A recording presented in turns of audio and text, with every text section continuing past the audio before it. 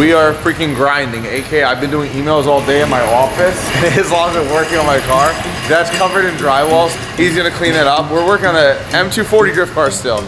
Getting it done. Right now there is like, I don't know, like 8 days of potential, you know, like 1, 2, 4 days maybe of working the car left. It might not look like it because all looms aren't pulled through the engine bay, but everything's like wrapped up pretty nicely. Dashboard can probably get slapped back on. We're right now just figuring out coolant line stuff, radiator. The fab guy took the intercooler and the radiator and he's welding it right now. So you guys are gonna see in a second.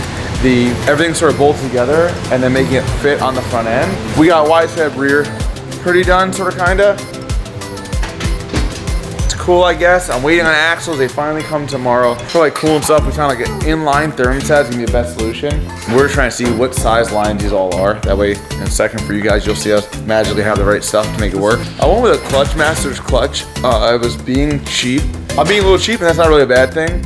I got just a single disc clutch, use a stock flywheel. I don't think this stock transmission will last in the car forever. I'll probably just use it for a little bit, then probably buy something better. M54 transmission, that's actually like, I can buy 5 of them on Craigslist within 30 minutes. This trans, I can't find one online. I can't even find one that has sold in the past. So if I break it, I'm sort of screwed.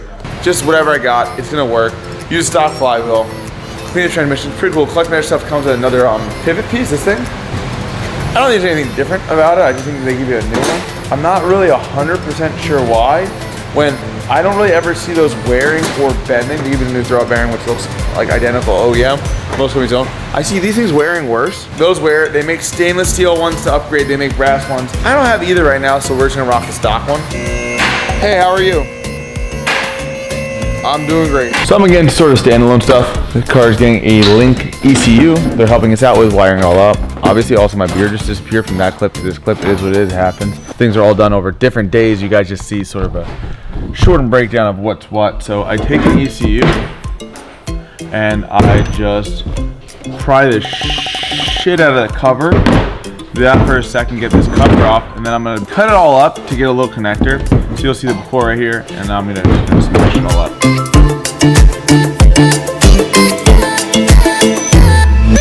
I'm gonna cut through the ECU before the connector.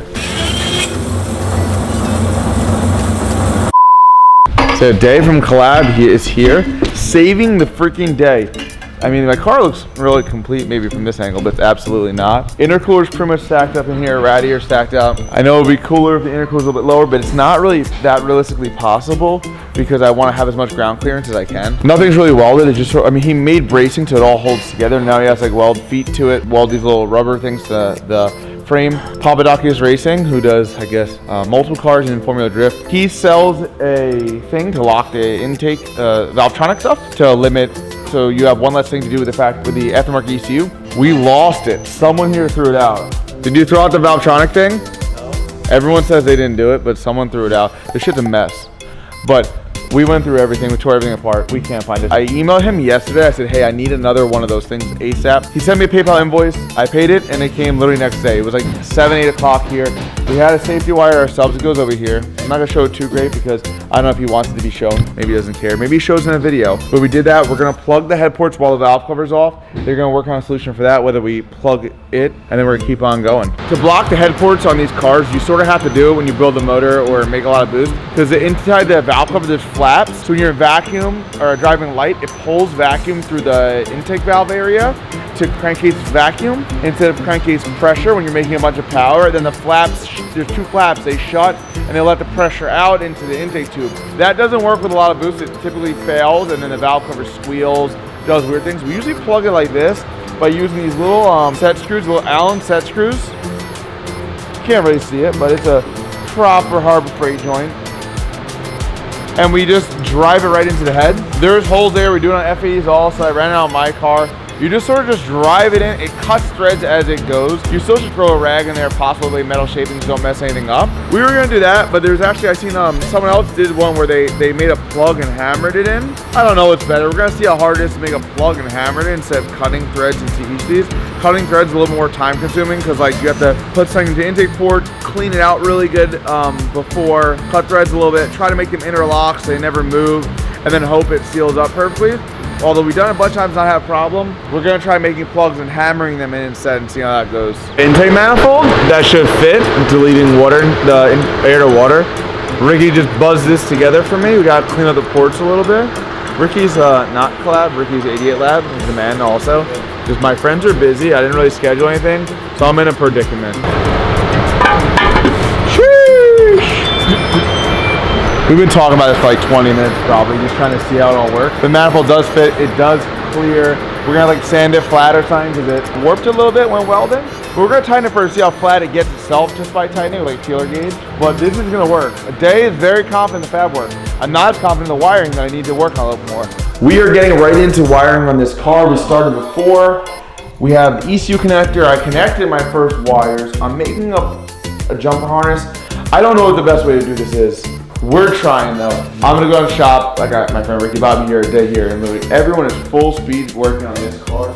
We are running out of time. I did not sleep last night. Woke up super early. Cole's making plugs. Everyone is getting it. Dana's measuring for every single AN line that we need possibly on the car. There's not a lot of rear stuff in right now, but we got axles today. We got transmission fully. Day is making mounts. Getting it, guys, getting it. So we're gonna keep banging this out today. Woo! Wild. What we did. Dope. Say hi, Day. That's it. The rest of it.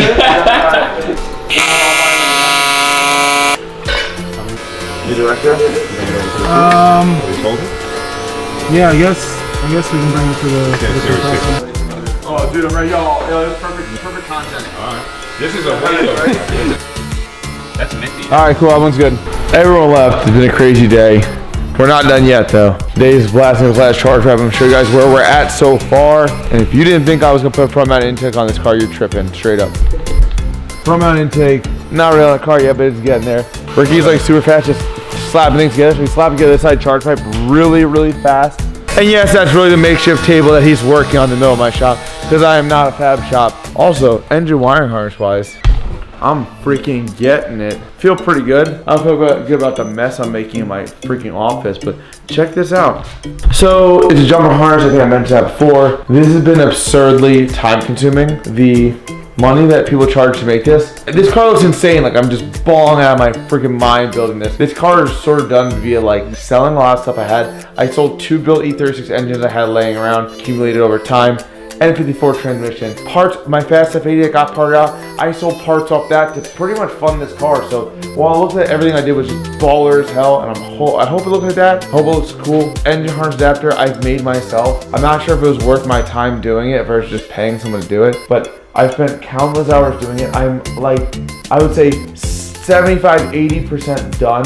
I'm very confident it's gonna work. Luckily, being friends with people like Steven from Wedge Performance, who does factory ECU tuning, similar to what I do, he's like really good at figuring out random things. I was like, damn, I wonder how hard it's gonna be to go in the factory ECU and find tables for like oil pressure rather than having like wire in an aftermarket one. For me to connect 3 pins here and get like oil pressure working versus like running new wires, crimping on the other end, mounting oil pressure sensor, it'd be great. And we know the OEM stuff, like sensor-wise, is really reliable. So Steven went and I was like, oh yeah, I wonder how hard it'd be like figure out a few sensors and stuff. And like 10 minutes later, I didn't look at it, I didn't try it, I didn't even attempt it.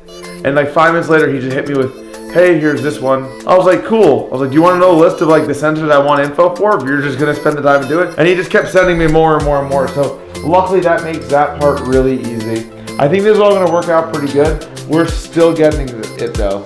Let's keep going. I know where I left off a second ago, but the way the ECU works in terms of what's left, I have these wires left. These are all done. There might be 1 or 2, looks like it's not done the other side. That's for good reason. Ones are all there. We're a little questioning how it works. Figure that out today. Got let you in that process, a little shock. And then the other wires are all left over. Like the way the ECU works, it takes 1 power wire from a distribution box, like a relay, and it throws it through the ECU and it powers each injector, each coil individually. So out of these wires, 12 of these are for that. Then you also have the trigger for the injectors and then the trigger for the coils. So you're looking at 24 of those pins are just that. And then the few other things, like a few power ends and little things. I gotta do those. I did not get to those yet, but in terms of the shop, from a few seconds ago, what you guys saw to right now, it's actually another day we just burned through. working on this car. But a lot got done. The rear end is sort of kind of in for good. We got it set, this is supposed to be like 12.3 degrees, I think. Didn't stay late, Islam stayed late. The differential is welded and in. I'm not sure how good it was welded. The fuel lines are actually dangling. These are the correct fuel lines to be used on the car. And I think the transmission was already in. I mean, the front end looks horrible. It's all back apart. But valve cover's on, I think for good. We got the power steering pump mounted up here. We took this alternator apart a little bit. We got a lot done. Everything got final welded. This is my charge pipe. It's like final welded and looks good enough, I guess. Friend Ricky took the intake tube back to his place to weld that. The turbo as of tomorrow morning can be bolted on for good. You guys are gonna see a lot more in the next video. We're gonna hopefully in the next video or next probably 2 videos, we're gonna finish up bolting it all together and getting it all done. So I hope you guys like this. If you do, be sure to subscribe. There will be more. We will make it to Drift Week, I think. What do you think, Islam? Think we're gonna make it? He thinks we're gonna make it. I think it's gonna happen. Like, as of right now, it's home stretch. Also, I was on the phone earlier with the guys at Link ECU for about an hour and a half. They were extremely helpful, explaining sort of how things work, how to set the cam sensor. I'm gonna contact them with any issues. Obviously, this is not a standard like click down B58 cam sensors. It's not common at all. So they went through a little bit. I shared the OEM information I had on everything. They said, I'm good to go, don't worry. So now I'm gonna stay for a little bit. I'm gonna start up a few more things. But I hope you guys enjoy watching this video. I hope you guys enjoy this car. It's gonna be sick. We're gonna make it Drift Week, even though some people don't think we will. We will.